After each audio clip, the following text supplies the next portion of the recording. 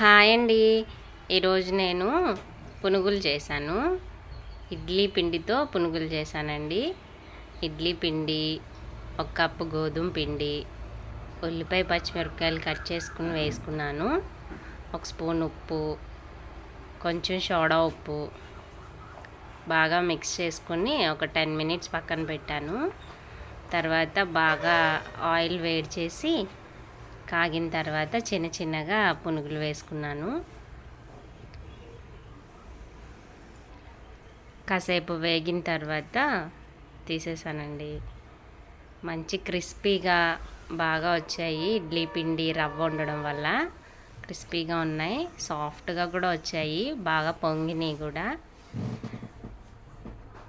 Tasty చట్నీతోటి soft పునుగులు తినేసాం. Please like and subscribe.